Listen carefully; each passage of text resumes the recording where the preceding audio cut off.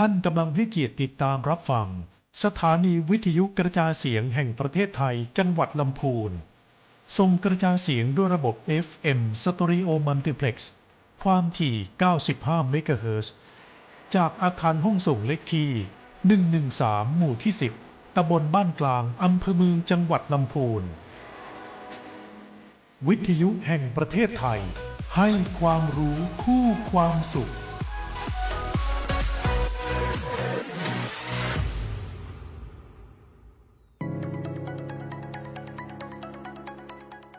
ศาสนาสิ่งยึดเหนี่ยวจิตใจของคนในชาติสถาบันชาติศาสนาและพระมหากษัตริย์เป็นสถาบันหลักที่สร้างความมั่นคงความเป็นปึกแผ่นและความเจริญก้าวหน้าให้กับประเทศชาติคือความเป็นอันหนึ่งอันเดียวกันของคนไทยศาสนาคือสิ่งยึดเหนี่ยวจิตใจของคนไทยส่วนพระมหากษัตริย์คือผู้ปกครองบ้านเมืองให้สงบสุขดังนั้นคนไทยทุกคนจึงมีหน้าที่ในการพิทักษ์รักษาสถาบันหลักของชาติให้มีความเข้มแข็งพร้อมทั้งแสดงออกถึงความรักชาติยึดมั่นในหลักธรรมคำสอนของศาสนาและเทิดทูนสถาบันพระมหากษัตริย์โดยความปรารถนาดีจากสำนักงานประชาสัมพันธ์ที่ 3 กรมประชาสัมพันธ์ท่านกำลังฟังสวทลำพูน FM 95 เมกะเฮิรตซ์สำนักประชาสัมพันธ์เขต 3 กรมประชาสัมพันธ์วิทยุแห่งประเทศไทยให้ความรู้คู่ความสุข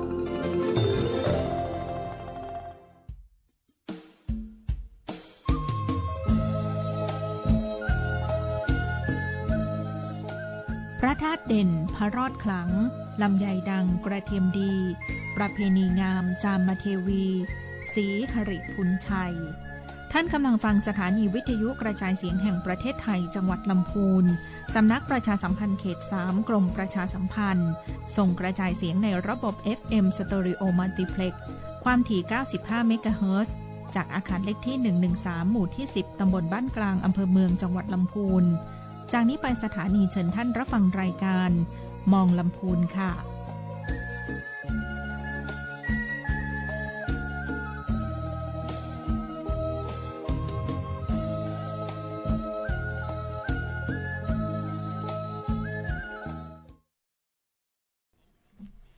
สวัสดีครับก็วันนี้ก็พบกันอีกเช่นเคยนะครับกับคุณผู้ฟังนะครับทุกท่านนะครับก็วันนี้นะครับก็กับรายการมองลำพูนนะครับก็ทางสถานีวิทยุกระจายเสียงแห่งประเทศไทยนะครับจังหวัดลำพูนคลื่น FM 95 เมกะเฮิรตซ์นะครับวันนี้ก็ตรงกับวันพุธที่ 7 มกราคม 2569 นะครับซึ่งเป็นช่วงเวลาดีๆที่ทางสถานีนะครับได้มอบให้พี่น้องประชาชนโดยเป็นช่วงของสวทได้ให้ทางสำนักงานยุติธรรมจังหวัดลำพูนนะครับได้นำเสนอช่วงของยุติธรรมพบประชาชนนะครับเพื่อพบปะพูดคุยแล้วก็บอกเล่าสิ่งดีๆต่างๆครับเกี่ยวกับกระบวนการยุติธรรมใกล้ตัวท่านนะครับหรือกับพี่น้องคนลำพูนในวันนี้นะครับก่อนอื่นเลยก็ขอแนะนำตัวนะครับก็ผมนะครับชื่อน้องแพ็กนะครับภูมิพัฒน์ตุลจักรนะครับก็เป็นเจ้าหน้าที่สำนักงานยุติธรรมจังหวัดลำพูนนะครับซึ่งได้รับมอบหมายจาก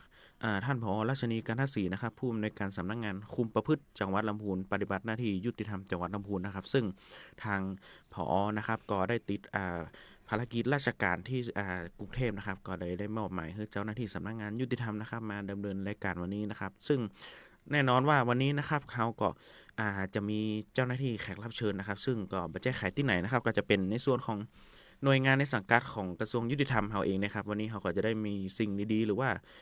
ข้อมูลข่าวสารต่างๆที่อาจจะเป็นประโยชน์แก่พี่น้องประชาชนนะครับได้รับทราบในวันนี้นะครับก็เดี๋ยวก่อนอื่นก็ก่อนที่จะขอเข้าสู่รายการนะครับก็ขอแนะนำตัวกับแขกรับเชิญของเราในวันนี้นะครับเจ้านางสาวจิรพรทองอยู่คงค่ะพนักงานคุมประพฤติชำนาญการสถานพินิจและคุ้มครองเด็กและเยาวชนจังหวัดลำพูนเจ้าครับโอเคครับก็วันนี้นะครับก็เราก็จะมีเวลาประชาสัมพันธ์ให้กับพี่น้องนะครับก็ช่วงระยะเวลาหนึ่งนะครับซึ่งก็อาจจะได้คัดเนื้อหาเน้นๆนะครับก็อาจจะเป็นในส่วนของการเข้าสู่กระบวนการยุติธรรมต่างๆนะครับให้กับพี่น้องนะครับได้รับข้อมูลข่าวสารให้มากที่สุดนะครับก่อนที่เราจะประชาสัมพันธ์เกี่ยวกับหน่วยงานต่างๆนะครับก็ขอแนะนำก่อนนะครับก็ สำนักงานยุติธรรมจังหวัดลำพูนนะครับหากพี่น้องนะครับได้ฟังคลื่นวิทยุ FM 95นะครับวันพุธนะครับก็จะพบเจอช่องมองลำพูนเป็นประจำนะครับซึ่งแน่นอนว่าเขาก็จะมีสิ่งต่างๆนะครับไม่ว่าจะเป็นกฎหมายใกล้ตัวท่านนะครับหรือว่าจะเป็นในส่วนของเกี่ยวกับข้อกฎหมายต่างๆที่ว่าอาจจะมีผลกระทบหรือว่าจะเป็นประโยชน์ในครอบครัวหรือว่าบุคคลใกล้ชิดของท่านนะครับเขาก็พยายามจะประชาสัมพันธ์ให้กับพี่น้องประชาชนได้รับรู้นะครับซึ่งแน่นอนวันนี้ก็เป็นช่วงของต้นปีใหม่นะครับก็ที่ผ่านมานะครับสำนักงานคุมประพฤตินะครับก็เปิ้นก็ได้พยายามประชาสัมพันธ์ฝากมาประชาสัมพันธ์บอกพี่น้องนะครับว่าในส่วนของ7 วันอันตรายนะครับก็พยายามดื่มเมาแล้วบังคับนะครับหรือว่าทางที่ดีถ้าเกิดว่าดื่มแอลกอฮอล์แล้วก็พักผ่อนอยู่บ้านดีกว่านะครับก็พึ่งอาจจะลดความเสี่ยงในการจราจรหรือว่ากับภูมิลำเนานะครับซึ่งบางทีนะครับทุกปีนะครับหลังจากช่วงเทศกาลปีใหม่นะครับเราจะพบเจอว่าคดีเมาแล้วขับตีเข้าสู่สำนักงานคุมประพฤติเนี่ยมีจำนวนเพิ่มขึ้นเยอะเลยนะครับก็ปีนี้นะครับก็รู้สึกว่าจะเป็นผลดีนะครับก็ข้อมูลที่ผ่านมานะครับก็ปีนี้นะครับยอดผู้เมาแล้วขับเนี่ยก็อาจจะน้อยกว่าปีที่แล้วนะครับก็ถือว่าทุกคนเซฟชีวิตตัวเองแล้วก็มาทำให้ครอบครัวเดือดร้อนนะครับก็อันนี้ก็ฝากประชาสัมพันธ์มานะครับเพื่อที่ว่าท่านก็อาจจะมาได้เวลาท่านมีแอลกอฮอล์ครับก็ถ้าเกิดท่านไปเจอด่านเนี่ยนะครับก็อาจจะสร้างความลำบากหรือว่าอาจจะทำมือท่านนะครับมาประกอบอาชีพการงานก็อาจจะลำบากนิดนึงนะครับก็พยายามครูพืชก็ฝากประชาสัมพันธ์มาในเรื่องนี้นะครับก็ก่อนที่จะเข้าสู่เนื้อหานะครับก็สำนักงานยุติธรรมจังหวัดลำพูนนะครับแน่นอนว่าเรามีหน่วยงานในสังกัดนะครับซึ่งผมก็ขอแนะนำหน่วยงานในสังกัดของเราในวันนี้นะครับ1ก็จะเป็นสำนักงานยุติธรรมจังหวัดลำพูนเราเองนี่แหละครับก็เบื้องต้นนะครับสำนักงานยุติธรรมจังหวัดลำพูนเรานะครับหลักๆเลยเราก็จะดำเนินการช่วยเหลือในส่วนของการให้คำปรึกษากฎหมายนะครับว่าจะเป็นในเรื่องของการรับเรื่องร้องทุกข์ร้องเรียนต่างๆนะครับหรือว่าจะมีในส่วนของชาวบ้านประชาชนที่ว่ามีปัญหาในข้อกฎหมายนะครับหรือว่าจะเป็นกฎหมายแพ่งหรือกฎหมายอาญานะครับก็สามารถมาปรึกษาคลินิกยุติธรรมของสำนักงานยุติธรรมเราได้หรือว่าจะโทรเข้ามาสอบถามก็ได้นะครับในกรณีที่ว่าประชาชนอยู่พื้นที่ห่างไกลนะครับก็อาจจะโทรเข้ามาสอบถามก่อนก็เพื่อที่จะไม่ได้เสียเวลาท่านนะครับแล้วก็หน่วยงานต่อไปนะครับก็จะเป็นในส่วนของเรือนจำจังหวัดลำพูนนะครับซึ่งก็จะเป็นหน่วยงานในสังกัดกระทรวงยุติธรรมเรานะครับก็จะดูแลในส่วนของข้อมูลเกี่ยวกับผู้คุมขังผู้ต้องขังนะครับการติดต่อเยี่ยมเยียนผู้ต้องขังนะครับซึ่งเรือนจำเปิ้ลก็ฝากประชาสัมพันธ์มาครับในส่วนของเรือนจำนะครับเปิ้ลจะมีโครงการพิเศษนะครับก็ที่ผ่านมาแล้วนะครับก็จะเป็นในส่วนของการเยี่ยมญาติแบบใกล้ชิดนะครับซึ่งเปิ้ลเปิดโอกาสให้ญาติได้เยี่ยมญาติแบบใกล้ชิดนะครับระหว่างวันที่6ถึงวันที่8มกราคมนะครับก็บ่ทราบว่าประชาชนท่านไหนก็ทราบเรื่องนี้หรือเปล่านะครับก็เปิ้ลฝากมานะครับหน่วยงานต่อไปนะครับที่ผมได้กล่าวมานะครับจะเป็นหน่วยงานสำนักงานคุมประพฤติจังหวัดลำพูนนะครับที่ว่าดื่มไม่ขับนะครับเพื่อลดความเสี่ยงในการเป็นคดีความนะครับถึงขั้นขึ้นศาลนะครับก็จะเป็นหน่วยงานของเราอีกหนึ่งหน่วยงานนะครับหน่วยงานต่อไปนะครับจะเป็นสถานพินิจจังหวัดลำพูนนะครับแน่นอนว่าวันนี้เราก็ได้รับเกียรติจากแขกรับเชิญที่เป็นสถานพินิจนะครับก็เดี๋ยวช่วงต่อไปก็สถานพินิจนะครับเพื่อก่อนจะมีข่าวประชาสัมพันธ์นะครับให้กับทางญาติพ่อแม่พี่น้องนะครับได้รับทราบต่อไปนะครับก็แล้วก็หน่วยงานสุดท้ายนะครับจะเป็นสำนักงานบังคับคดีจังหวัดลำพูนนะครับซึ่งก็เป็นหน่วยงานในสังกัดกระทรวงยุติธรรมเรานะครับแน่นอนว่าสำนักงานบังคับคดีเนี่ยเพื่อจะดูแลในส่วนของสัญญาหรือว่าการหนี้ต่างๆนะครับในเรื่องของการยึดทรัพย์อายัดทรัพย์หรือว่าการขายทอดตลาดนะครับซึ่งการขายทอดตามหลักสำนักงานบังคับคดีจังหวัดลำพูนเขาเนี่ยเปิดจะขายทอดตลาดเนี่ยในวันอังคารนะครับของทุกอาทิตย์นะครับท่านไหนที่ต้องการจะไปวางทรัพย์หรือว่าจะไปประมูลราคาที่ดินต่างๆก็สามารถเข้าไปติดต่อสำนักงานบังคับคดีได้นะครับก็อันนี้ก็เป็นการแนะนำหน่วยงานที่สังกัดกระทรวงยุติธรรมเรานะครับก็เขาก็เข้าสู่เนื้อหาเลยนะครับเบื้องต้นนะครับวันนี้นะครับสถานพินิจจังหวัดลำพูนเรานะครับเราจะมีข่าวประชาสัมพันธ์อย่างที่บอกต่อญาติพี่น้องเราในวันนี้พ้องครับค่ะก็จากที่ทำงานมาตลอดปีพศ2568นะคะก็มีเด็กและเยาวชนจำนวนหนึ่งเนาะที่ก้าวพลาดถูกดำเนินคดีมาสู่สถานพินิจอย่างเงี้ยค่ะก็ อยากจะนำเรื่องราวของบางส่วนนะคะ มาบอกเล่าให้พี่น้องทราบเนาะเพื่อว่าจะได้เป็นแนวทางในการดูแลบุตรหลานต่อไปอย่างเงี้ยค่ะ ก็คือว่าในปีที่แล้วนะคะเนาะคดีของเยาวชนเนี่ยค่ะมีสู่สถานพินิจทั้งสิ้น64คดีค่ะเนาะซึ่งเป็นส่วนใหญ่แล้วอะค่ะมันผิดพลาดไปเนาะพลิกโผไปปีทุกทีเนี่ยจะเป็นคดียาเสพติดจะมาอันดับหนึ่งอย่างเงี้ยค่ะแต่ปีเนี้ยจะเป็นคดีทำร้ายร่างกายคดีลักทรัพย์อย่างเงี้ยค่ะคดีเกี่ยวกับความผิดเกี่ยวกับทรัพย์กับร่างกายนี่จะมาเยอะค่ะแต่ว่าจากการที่สอบปากคำลึกลงไปอะค่ะเกือบทุกคดีอะค่ะ 90% จะมีการเสพยาเสพติดควบคู่ด้วยตลอดเนาะเหล้าบุหรี่นี่ 99% แล้วก็จะมีเกี่ยวกับยาเสพติดบวกด้วยอย่างเงี้ยค่ะแต่ว่าที่ไม่ถูกจับคดียาเสพติดเพราะว่าไปถูกจับคดีอื่นๆแต่จากการตรวจปัสสาวะจากการตรวจร่างกายอะไรเงี้ยค่ะมันมียาเสพติดแทรกอยู่เกือบทุกคดีเลยอะค่ะแบบก็คือยาเสพติดเนี่ยมันไม่ได้หายไปจากสังคมเฮานะคะมันยังมีอยู่อย่างเงี้ยค่ะแล้วอันที่น่าเป็นห่วงเนาะคือในเรื่องของทัศนคติในเรื่องของการสูบบุหรี่ไฟฟ้าค่ะเด็กๆเนี่ยจะคิดว่าการกินเหล้าการสูบบุหรี่ไฟฟ้ามันคือเท่มันคือโอแมนอะไรอย่างเงี้ยค่ะมันม่วนอะไรอย่างเงี้ยเนาะเวลาอยู่ในกลุ่มเพื่อนที่ยอมรับของเพื่อนๆใช่แต่จริงๆแล้วเนี่ยตามกฎหมายนะคะบุหรี่ไฟฟ้ามีความผิดนะคะห้ามพกพาห้ามเสพห้ามอะไรนะคะเพราะว่ามันมีคดีเข้าสู่สถานพินิจแล้วนะคะอยู่บ่ได้เนี่ยเพื่อนน่ะรวมกลุ่มกัน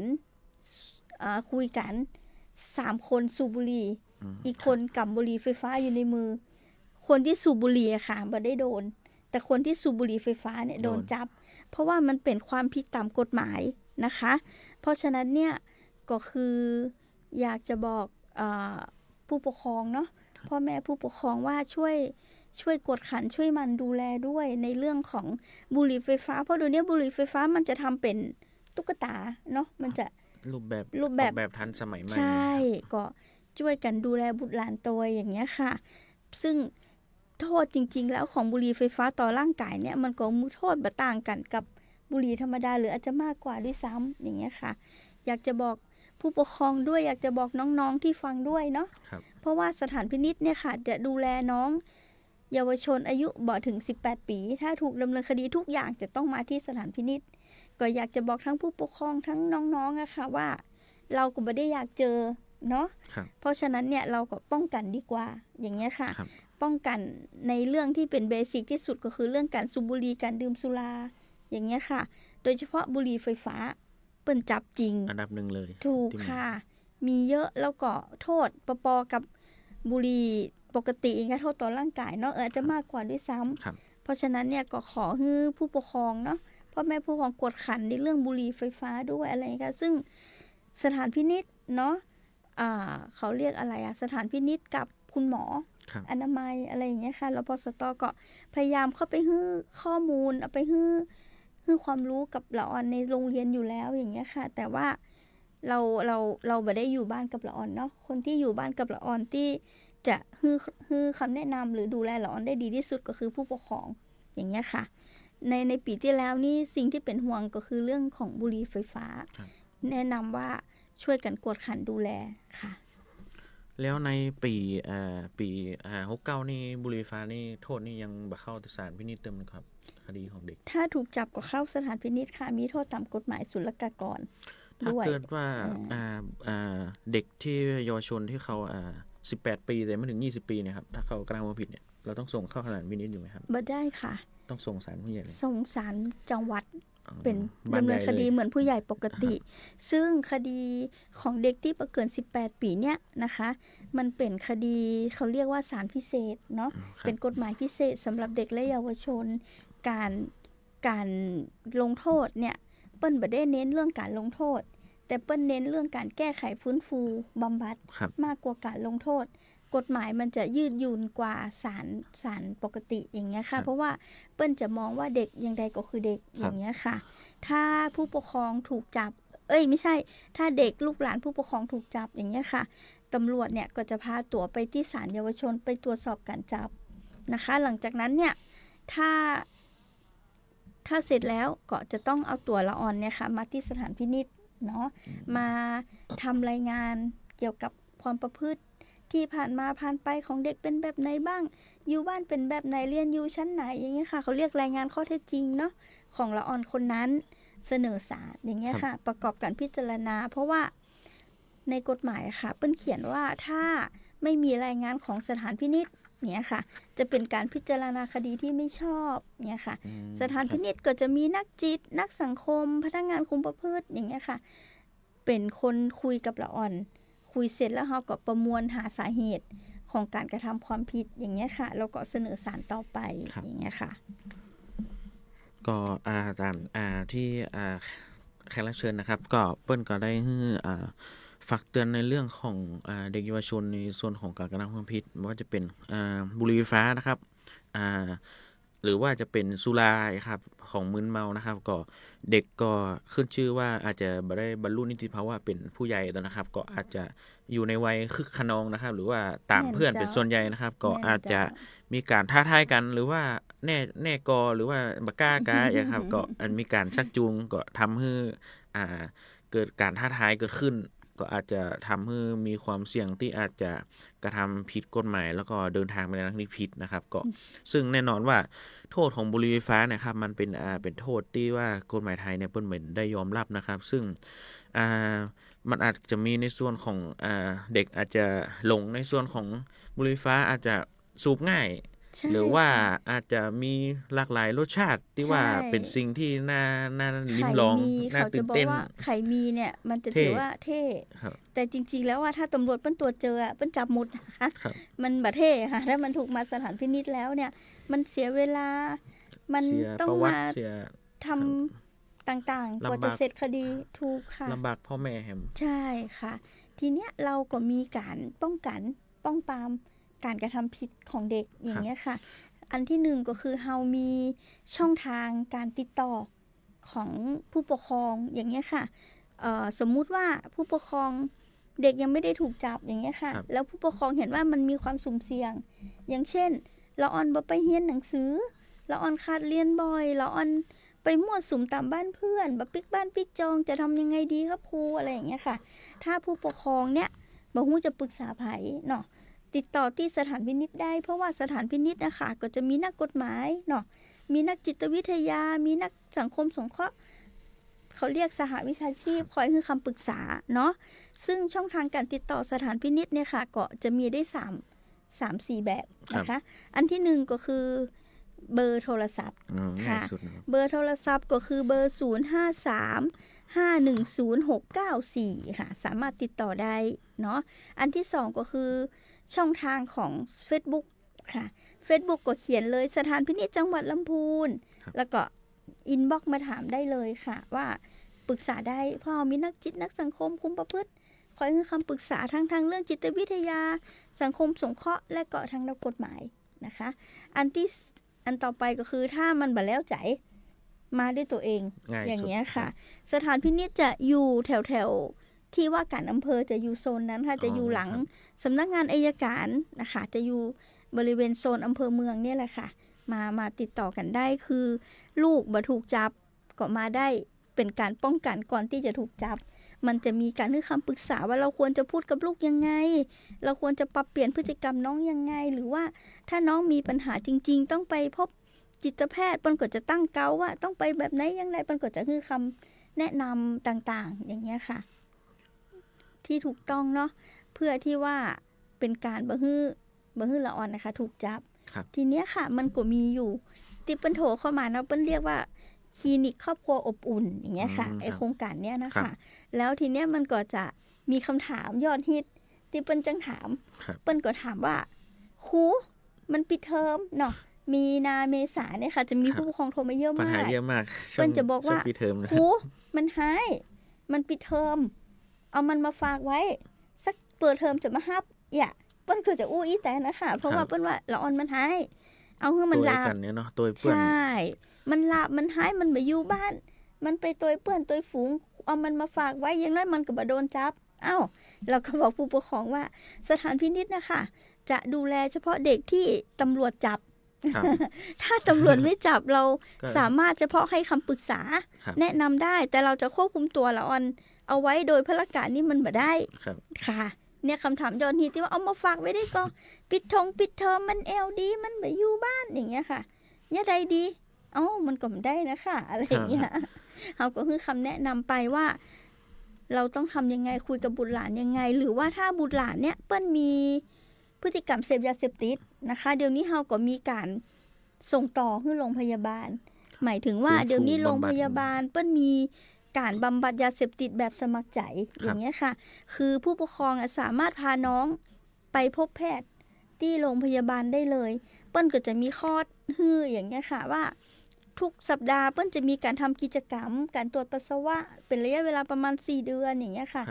ทำกิจกรรมอะไรต่างๆแล้วก็ตรวจปัสสาวะทุกอาทิตย์ละ4เดือนเป็นเวลา4เดือนถ้าครบแล้วเนี่ยผลการตรวจเป็นที่น่าพอใจอะไรเงี้ยน้องก็น่าจะหยุดเสพได้อย่างเงี้ยค่ะต่อไปก็เป็นหน้าที่ของผู้ปกครองที่จะต้องประคับประคองบ่ให้แกกลับไปเสพอีกอย่างเงี้ยค่ะก็คือคำแนะนำปรึกษาไปอย่างเงี้ยจ้ะครับแล้วก็อันนี้ก็เป็นประเด็นที่เป็นคำถามยอดฮิตของผู้ปกครองเลยนะครับ ก็ที่ว่าเด็กก็ในเข้าสู่ช่วงที่ว่าจะปิดเทอมนี่นะครับก็พ่อแม่ผู้ปกครองนะครับอาจจะเป็นปวดหัวเป็นพิเศษนะครับเพราะในกรณีบุตรหลานของท่านนะครับอาจจะมีเพื่อนเยอะสังคมเยอะนะครับยังผมเห็นนะครับก็ยกตัวอย่างคนแถวบ้านหรือว่าที่ผมไปลงพื้นที่ในชุมชนมาครับส่วนใหญ่ที่พบเจอนะครับเด็กสมัยเนี่ยครับก็อายุยังมาถึง15เลยก็ขับรถเครื่องกันแล้วแน่นค่ะขับรถเครื่องแล้วครับบปนะครับครับบปนะครับปาบ่เปื้อนไปหั่นไปนี่บางเตื้อพ่อแม่มาโวยวายบ่ปิกบ้านเลยไปนอนบ้านเปื้อนเนี่ยครับแล้วเฮาก็มองว่าเด็กไปอยู่บ้านเปื้อนเนี่ยไปมั่วสุมอย่างกันห้องเนี่ยครับแล้วก็มันก็ส่งผลไปถึงโรงเรียนบ่ไปโรงเรียนนำละถูกค่ะแล้วครูก็โทษ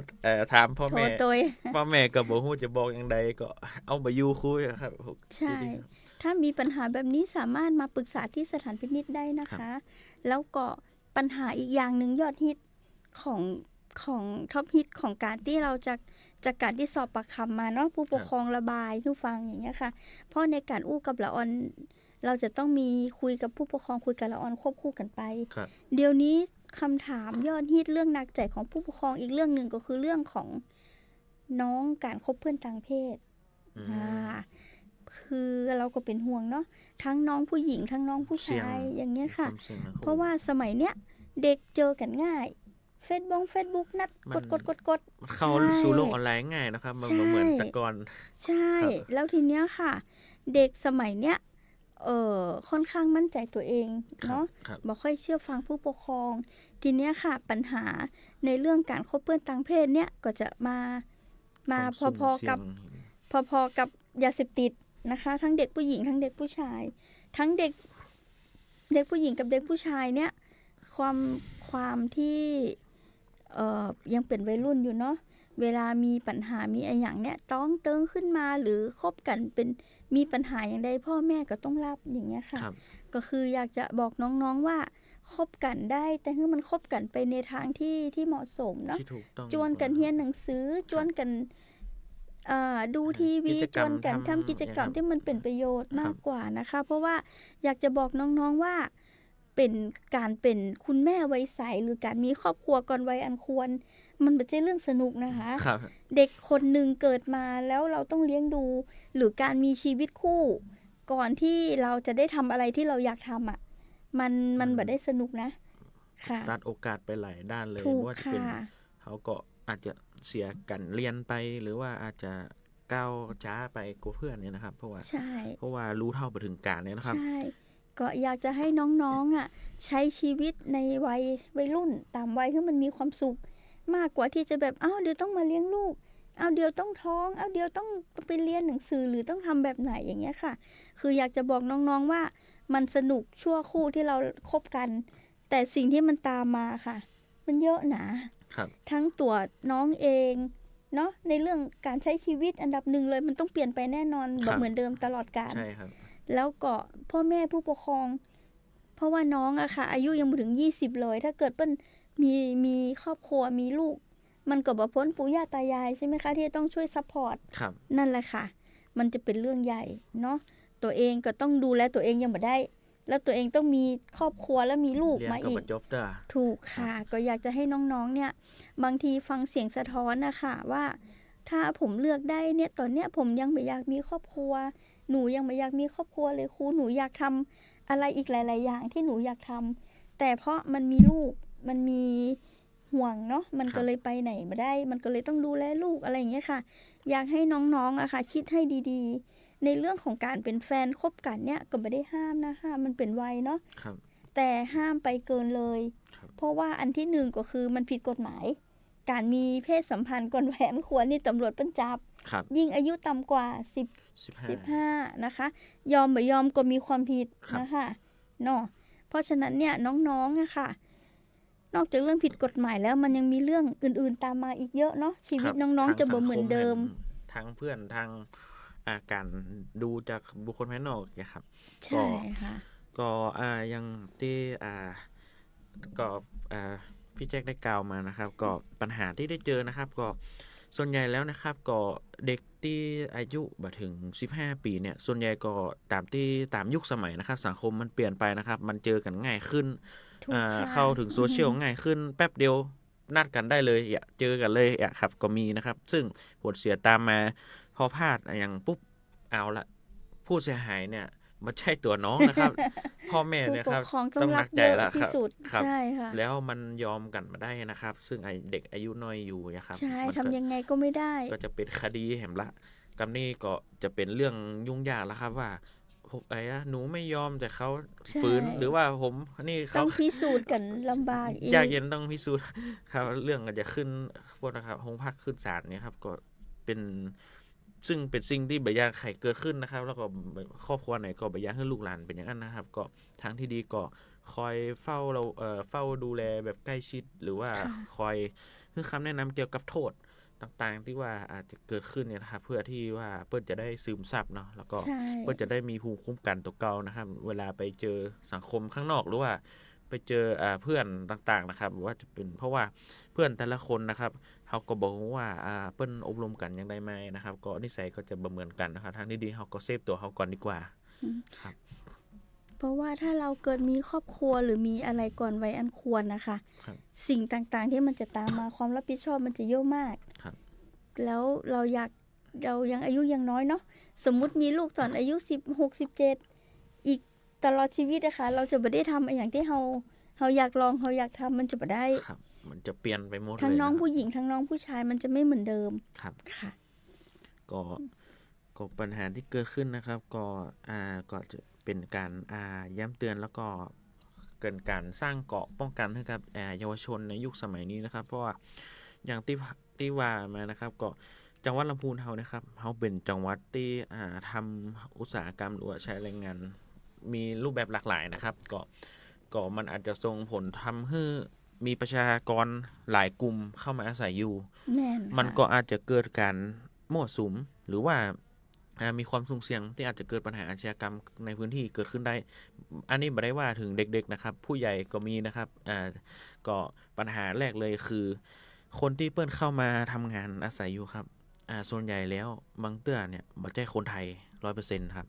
ก็จะมีในส่วนสัญชาติไทยใหญ่หรือว่าอย่างเงี้ยครับซึ่งแน่นอนว่าคนที่เปิ้นดีมันก็ดีนะครับแต่คนที่ว่ายังว่านะครับรวมตัวกันไปสร้างความเดือดร้อนให้ชาวบ้านในชุมชนชาวบ้านเปิ้นก็เดือดร้อนแล้วเปิ้นก็มาร้องเรียนว่าจะยังไงดีกับกลุ่มนี้เอาออกไปได้ก่อนอย่างนั้นอย่างนี้ครับมันก็มีมาเข้ามาปรึกษาบ่อย จากในหลายพื้นที่นะครับอย่างเงี้ยครับยังยกตัวอย่างเลยครับเด็กที่ว่าส่วนใหญ่เนี่ยเกเรเนี่ยกลุ่มนึงเนี่ยเป็นเยาวชนรวมตัวกันนะครับอาจจะหลอกพ่อแม่ว่าไปเรียนแต่จริงๆไม่ได้เข้าเรียนสักคำไปตั้งนอกเพราะว่าตั้งคนที่ผมบอกไปครับบางคนน้อยเดียวขับรถเป็ดละพ่อแม่ก็ห้ามไปอยู่ซึ่งแน่นอนว่าเด็กครับขับรถเนี่ยถ้าเจอตำรวจเนี่ยเปิ้นยึดเลยนะครับเปิ้นยึดรถพอยึดรถเนี่ยเปิ้นจะต้องฮ้องพ่อแม่มาละว่าปล่อยให้บุตรหลานขี่รถอย่างใดยังบ่มีขับขี่เลยแบบมีสิทธิ์ขับรถเครื่องเตื้อเพราะว่าอายุยังเด็กอยู่นะครับก็จะนำความเดือดร้อนไปสู่พ่อแม่เพราะว่า พอพ่อแม่จะรู้ตัวทางครูหรือว่าโรงเรียนนะครับเพิ่นก็แจ้งไปว่าเนี่ยเด็กไม่เข้าเรียนพ่อแม่ก็เลยงงอ้าวก็ลูกไปโรงเรียนแล้วทำไมบ่เข้าเรียนก็จะรู้ความจริงก่อนจะเดือดร้อนกันแหมนี่ครับในกรณีนะครับอย่างผมเห็นเคสตัวอย่างที่เกิดขึ้นเนี่ยพ่อแม่ก็บังคับลูกก็บ่ไปโรงเรียนพอบ่ไปโรงเรียนเนี่ยไปมั่วสุมที่บ้านเปื้อนนะครับห้ามกล่อมฟังเนี่ยครับพ่อแม่มีวิธีช่วยเหลือในด้านใดบ้างครับของลูกอันที่หนึ่งนะคะก็คือว่าพยายามใกล้ชิดลูกเนาะอย่าให้เขารู้สึกว่าห่างจากพ่อแม่ไปยักเล่าอย่างให้ฟังอย่างนี้ค่ะถามเปิ้ลมีอย่างก็เล่ากันฟังได้อะไรอย่างเงี้ยค่ะแล้วก็อันที่สองก็คือพยายามส่งเสริมให้เปิ้ลได้รับการศึกษานะคะอย่างเช่นสมมุติว่าแกไปอยากไปโรงเรียนปกติเนาะเดี๋ยวนี้เราก็มีเขาเรียกอะไรศูนย์ส่งเสริมการเรียนรู้อย่างเงี้ยค่ะนอกโรงเรียนอย่างเงี้ยค่ะก็สามารถไปสมัครเรียนได้เปิ้ลจะเปิดประมาณอาทิตย์ละ1 วันเนาะเรียนจนจบได้ม.ต้นม.ปลายอะไรอย่างเงี้ยค่ะแล้วมันก็มีวิธีที่แยบยลเนาะมีพ่อแม่บางคนเปิ้ลก็แก้ไขปัญหาโดยสมมุติว่าเปิ้ลทำงานค้าขายอะไรอย่างเงี้ยค่ะขี่รถไปมาหรือยังใดเปิ้ลก็เอาน้องอะค่ะใส่รถไปด้วยแล้วก็คือจะได้อยู่ในสายตาแล้วก็พาน้องไปทำงานด้วยคือแรงมามันก็บ่มีแฮงแอลแล้วเนาะมันอีทอะไรอย่างเงี้ยค่ะมันก็แก้ปัญหาไปได้ส่วนหนึ่งแต่ว่าถ้าจะแก้ปัญหาได้แบบจริงๆจังๆก็คือต้องพ่อแม่ครึ่งหนึ่งแล้วก็เด็กครึ่งหนึ่งเด็กก็ต้องพร้อมที่จะปรับเปลี่ยนตัวเองพ่อแม่ก็พร้อมที่จะดูแลใกล้ชิดมากขึ้นอะไรอย่างเงี้ยค่ะถ้าครอบครัวมีความเข้าใจเนาะใกล้ชิดกันมากขึ้นปัญหาต่างๆเนี่ยส่วนใหญ่มันก็จะลดลงเพราะว่าเด็กที่เข้ามาถูกกระทำความผิดเข้ามาเนี่ยค่ะส่วนใหญ่จะเป็นเด็กที่ค่อนข้างดูแลตัวเองหมายถึงครอบครัวแตกแยกเนาะพ่อแม่อาจจะมีพ่อคนเดียวอาจจะมีแม่คนเดียวอะไรเงี้ยค่ะเลี้ยงดูแล้วพ่อกับแม่เนี่ยเปิ้ลอยู่บ่ได้ก็บ่ได้เนาะเปิ้ลก็ต้องมีอาชีพออกไปทำงานแล้วถ้าน้องบ่เรียนหนังสือน้องบ่ทำงานอะไรอย่างเลยน้องก็จะอยู่บ้านแล้วทีนี้ถ้าอยู่บ้านก็จะไปแอวกับเพื่อนอย่างเงี้ยค่ะมันก็จะมีความเสี่ยงไปกระทำความผิดใดๆต่างๆเนาะแล้วทีเนี้ยค่ะก็คือส่วนใหญ่ผู้ปกครองถ้าอยู่ด้วยอาจจะต้องทำงานไม่มีเวลาหรือผู้ปกครองไม่ได้อยู่ด้วยทั้งคู่ปล่อยให้อยู่กับคุณตาคุณยายคุณปู่คุณย่าอะไรอย่างเงี้ยค่ะซึ่งวัยมันห่างกันเนาะเพื่อการคุมอยู่มาตาละอ่อนอะไรอย่างเงี้ยค่ะเพราะฉะนั้นเนี่ยการที่จะแก้ไขปัญหาของละอ่อนได้ดีที่สุดก็คือคนในครอบครัวต้องช่วยกันเพราะว่าไม่ว่าอะไรยังไงเนาะน้องจะถูกจับน้องจะไม่ถูกจับคดีเสร็จแล้วหรือยังไงเด็กก็ต้องกลับมาอยู่กับครอบครัวอย่างเงี้ยค่ะเพราะฉะนั้นการแก้ไขปัญหาที่ถาวรมั่นคงก็คือเรื่องครอบครัวค่ะถ้าครอบครัวมั่นคงแข็งแรง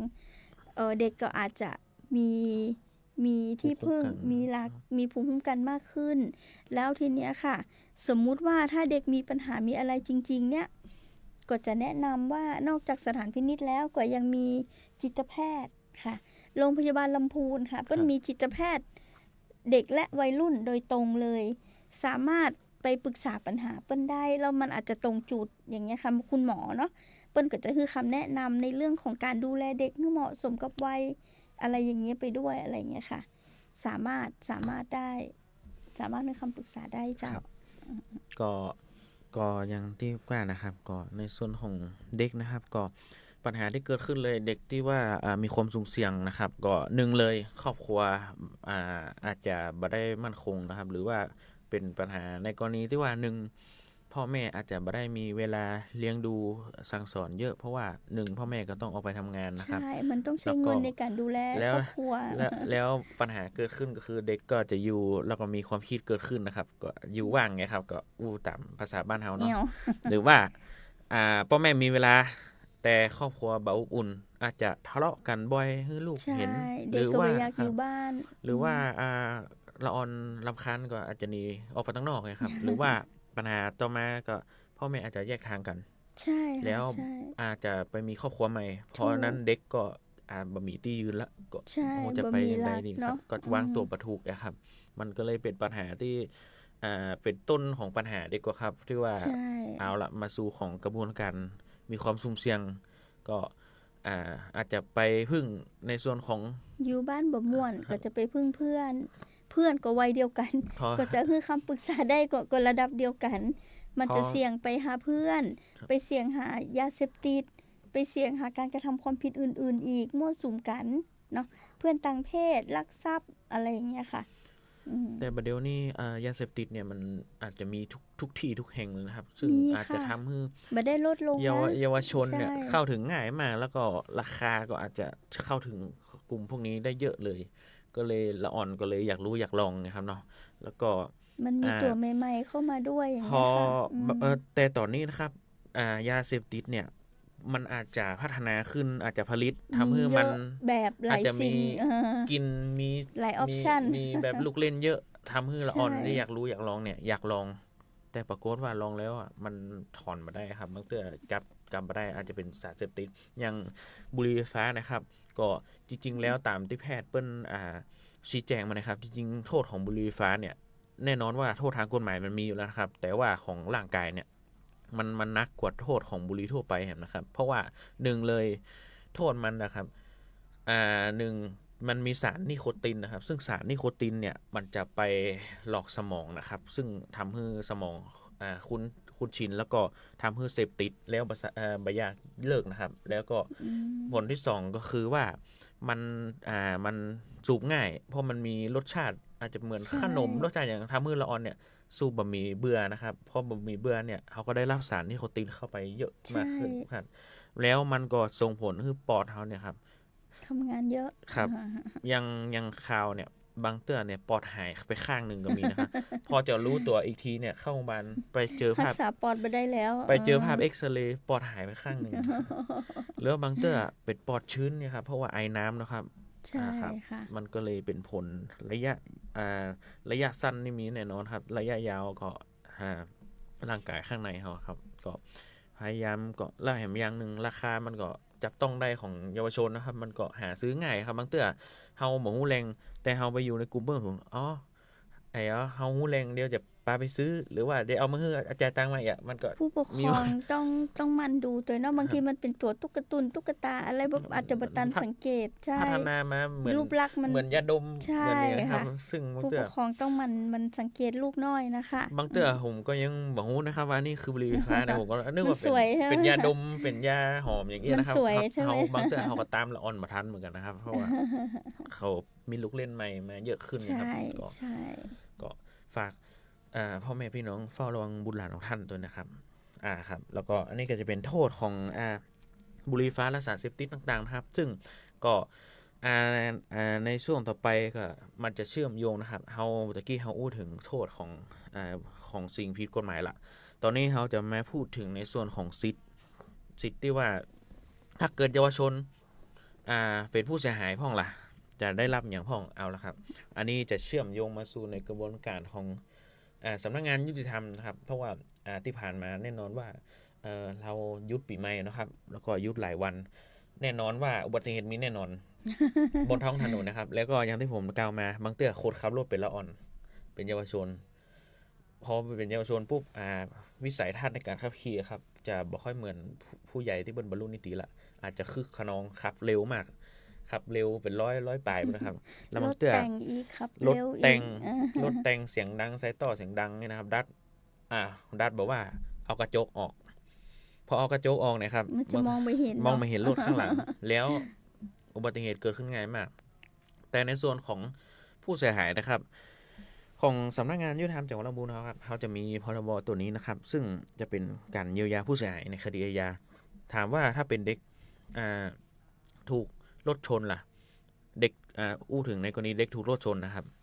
หนึ่งเลยเนี่ยเด็กก็คือผู้เสียหายนะครับ ในกรณีที่ว่าเพื่อถูกรถชนนะครับ ก็เพื่อจะมีสิทธิ์ได้รับเงินเยียวยานะครับ ในกรณีที่ว่าเพื่อนเป็นผู้เสียหายนะครับซึ่งเด็กส่วนใหญ่แล้วเนี่ยบัดได้บรรลุนิติภาวะเนี่ยเพื่อนจะยังมาทราบว่าผู้เสียหายเนี่ยคืออย่างก็ผู้เสียหายเนี่ยก็คือว่าบุคคลที่ได้รับการกระทำความผิดจากคู่กรณีโดยที่เปิ้ลไม่ได้มีส่วนเกี่ยวข้องในการกระทำความผิดนั้นนะครับสิทธิ์ของเปิ้ลเนี่ยจะเกิดต่อเมื่อมีการแจ้งความลงบันทึกประจำวันนะครับซึ่งพรบค่าตอบแทนผู้เสียหายเขาเนี่ยเขาจะดูแลแล้วก็ พรบตัวนี้นะครับมันจะมีอายุความ1 ปีนะครับนับตั้งแต่รู้ถึงวันการกระทำความผิดนั้นนะครับถามว่าทำไมถึงต้องนับถึงวันที่รู้ถึงการกระทำความผิดครับอย่างนี้นะครับเบื้องต้นนะครับเด็กเนี่ยพอเปิ้ลเป็นผู้เสียหายเปิ้ลก็ยังบ่ทราบครับว่าเปิ้ลมีสิทธิ์ได้รับอย่างพ่องเพราะว่าเปิ้ลยังบุธิภาวะเปิ้ลอาจจะน้อยอยู่เนาะก็สิทธิ์ของเปิ้ลเนี่ยจะเกิดต่อเมื่อพนักงานสอบสวนแจ้งสิทธิ์ให้เปิ้ลทราบนะครับหรือว่าเปิ้ลพาพ่อแม่ไปแจ้งความนะครับสิทธิ์ของเปิ้ลจะเริ่มเดินตรงนั้นแล้วเปิ้ลสามารถนำเงินมาขอรับเงินเยียวยาได้ครับอันนี้ก็จะเป็นเกตเล็กๆน้อยๆนะครับในกรณีของผู้เสียหายนะครับก็ในส่วนของแต่ว่าถ้าเกิดว่าพรบตัวนี้ครับมันจะมี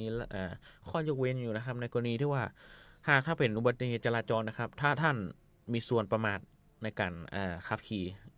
สิทธิ์พรบตัวนี้ท่านจะไม่ได้รับนะครับหรือว่าจะเป็นในส่วนของท่านขับรถไปล้มเอง อาจจะมีพฤติกรรมเมาสุรา หรือว่าประมาทเลินเล่อขับไปล้มเองแสลบเองอันนี้จะไม่ได้รับสิทธิ์ตรงนี้นะครับแต่กลับกันพรบการขับขี่นะครับมันจะมีข้อสังเกตอยู่นะครับถ้าปรากฏว่าเมื่อไหร่แล้วท่านเป็นผู้ซ้อนท้ายหรือว่าท่านเป็นผู้โดยสารแล้วผู้ขับขี่หรือว่าผู้อยู่หลังพวงมาลัยเนี่ยประมาทแล้วก็ไปชนหรือว่าไปเกิดอุบัติเหตุทำให้ท่านได้รับบาดเจ็บเนี่ยท่านเป็นผู้เสียหายและสามารถมีมาขอรับเงินเยียวยาตรงนี้ได้นะครับมันจะมีข้อแตกต่างอยู่นะครับในส่วนของประเด็นตรงนี้นะครับแล้วก็ในส่วนของพี่แจ้ครับผมก็ขอสอบถามนะครับว่าในกรณีของเด็กครับถ้าเกิดว่าเด็กกระทำความผิดในพื้นที่จังหวัดลำพูนเนี่ยถ้าส่งไปสถานพินิจจังหวัดลำพูนเนี่ยเด็กจะต้องกักตัวอยู่ที่สถานพินิจลำพูนก่อนครับอ๋อปัจจุบันนะคะสถานพินิจลำพูนเนาะมันเป็นสถานพินิจที่แบบว่าไม่มีแลกรับสมมุติว่าถ้าเด็กถูกดำเนินคดีนะคะศาลให้การประกันตัวเด็กก็ปิกบ้านไปแล้วก็มาดำเนินการตามปกติแต่ถ้าศาลบอกว่าให้ควบคุมตัวเนาะสถานพินิจลำพูนบ่มีที่ควบคุมตัวค่ะเพราะมันเป็นเพียงแค่ออฟฟิศเนาะเราก็จะส่งตัวน้องอะค่ะตอนสัก 3-4 โมงเราก็จะดำเนินการส่งตัวไปที่สถานพินิจเชียงใหม่ซึ่งสถานพินิจเชียงใหม่เป็นสถานพินิจใหญ่ค่ะเปิ้นจะมีแลกรับอยู่ในนั้นพร้อมก็คือจะมีคุณครูเนาะมีพยาบาลอะไรเงี้ยค่ะดูแลตลอด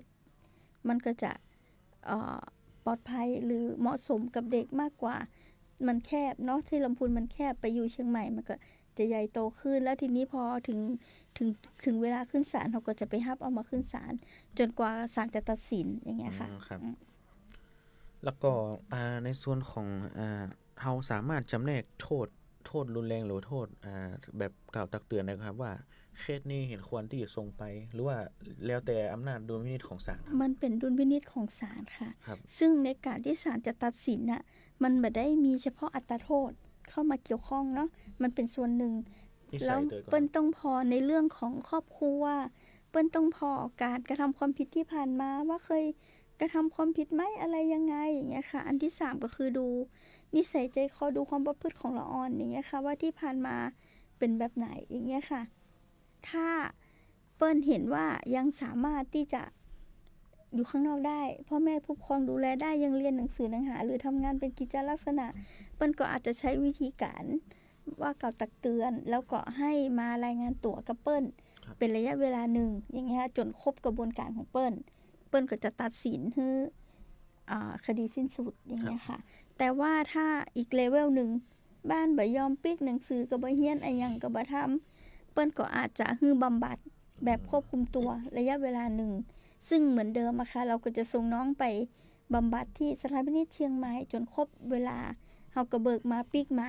ถ้าสถานพินิจเชียงใหม่เปิ้ลรายงานมาว่าละออนดีขึ้นร่วมกิจกรรมนั่นนู่นนี่อย่างเงี้ยค่ะการบำบัดเป็นผลดีเปิ้ลก็จะจบคดีไปอย่างเงี้ยค่ะส่งปิกมาใช่ค่ะแต่ถ้าอีกเลเวลนึงคือเกินกว่าที่จะแบบใช่เปิ้ลก็จะส่งไปฝึกอบรมค่ะที่ศูนย์ฝึกและอบรมเด็กและเยาวชนจังหวัดเชียงใหม่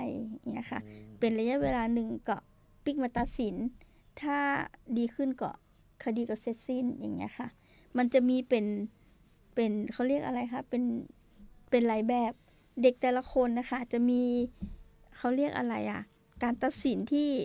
เฉพาะตัวอย่างเงี้ยค่ะมันจะมีได้หลายแบบ